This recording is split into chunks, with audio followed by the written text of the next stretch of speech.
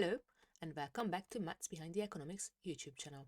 This is the second to last video in the Exponents for Economics series, and just like in the previous video, we will be concentrating on questions involving exponents which are quite common in economics. Again, I will explain to you which exponent rule I use. So let's start to look at some questions. Our first example is going to be L cubed over L to the 2/3. So what's happening in here?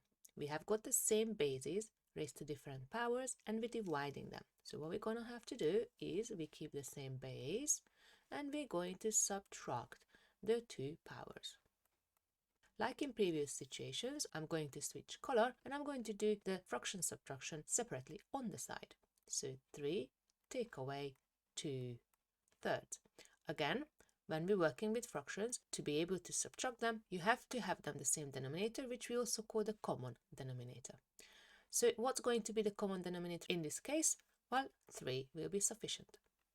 So the second fraction will not change, but the first fraction now. Well, we actually don't have a fraction in the first place, we have a whole number 3. So what we want to do, we want to express 3 as a fraction of thirds. Well, in every whole number and every one whole number, we have got 3/3.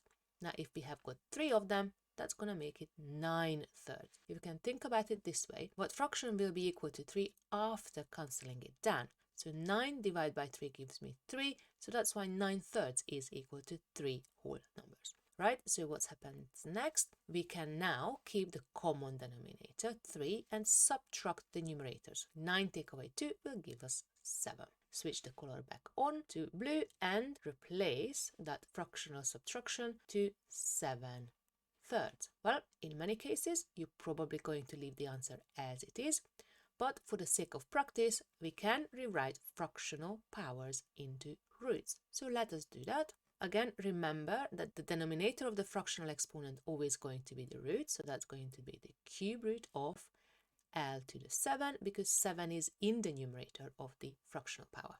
Next question, k to the 4 over k to the negative 2.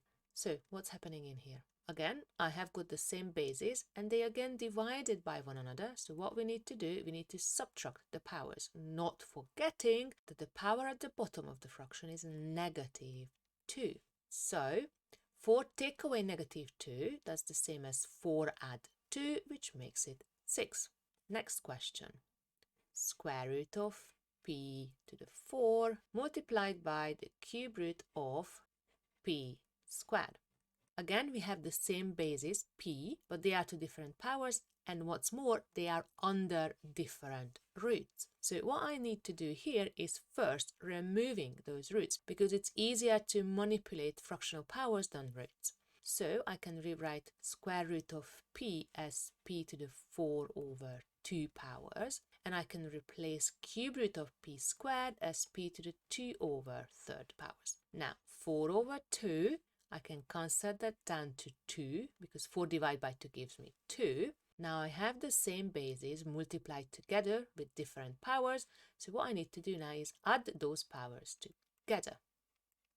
And again, like with the first example, let's do the fraction and whole number addition on the side. So again, I need to make them the common denominator if I wanted to add them together. 2/3 is going to stay. 2 as a whole number, I have to express it as thirds. So that's going to be 6/3, because 6 divided by 3 gives me back the 2. So at the end, I'm going to end up with 8/3 or 8/3 as the sum of these two fractions, which means that I can now replace the power of p with 8/3. And again, just for the sake of practice, let's rewrite this as a root, and that's going to be the cube root of p to the 8. In most cases, you're probably going to leave it in the fractional power format, but it's always good to know that you can change it into a root, because you might need to. Next question, 5 over square root of q squared plus q squared.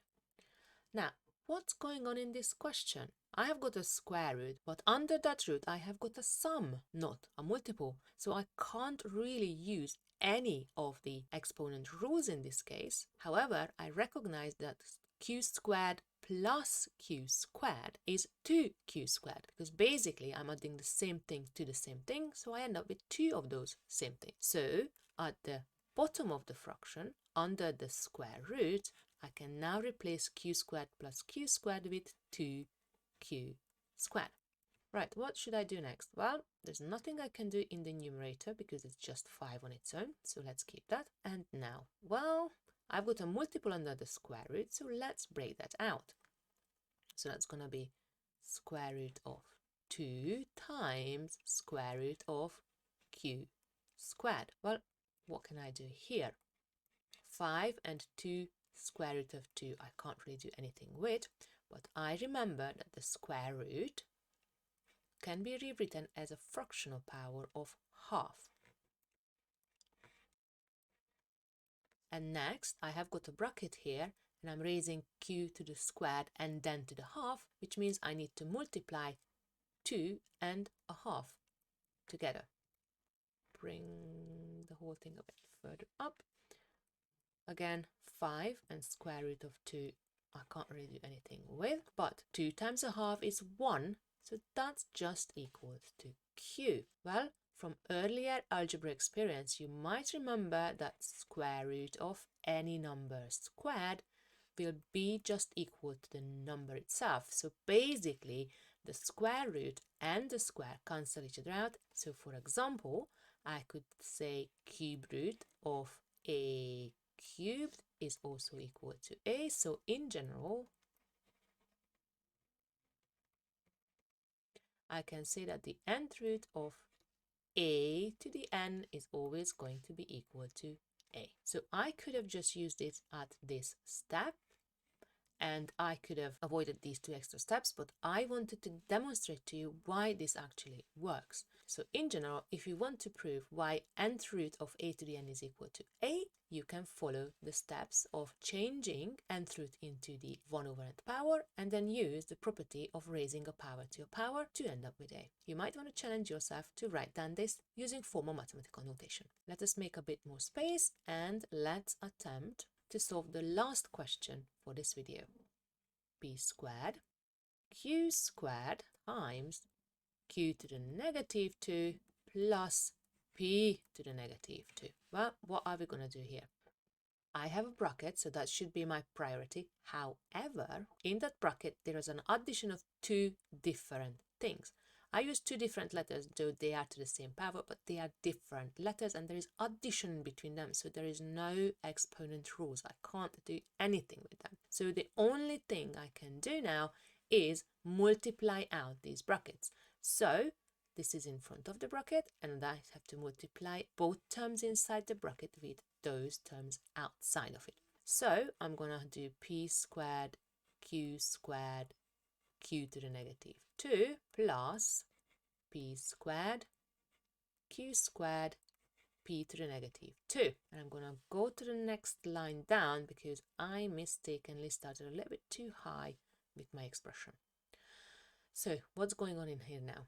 Well, I've got q squared times q to the negative 2. So I keep p squared, and because q squared and q to the negative 2 use the same bases, I just have to add the powers together. So 2 add negative 2 plus, what's going on in here in the second term, further up in the line, is that I have got p squared and I have got p to the negative 2. So I can switch these 2 terms around because in multiplication I can do that. When I want to multiply 2 by 3 is the same as multiplying 3 by 2. So I can switch those around and I can write this as p squared p to the negative 2 q squared. Why did I do that? Because that way I have got p's next to one another, and then I can apply the same rule that I've used in the first term with q squared and q to the negative 2. So in the first term, p squared stays, and now what happens with q?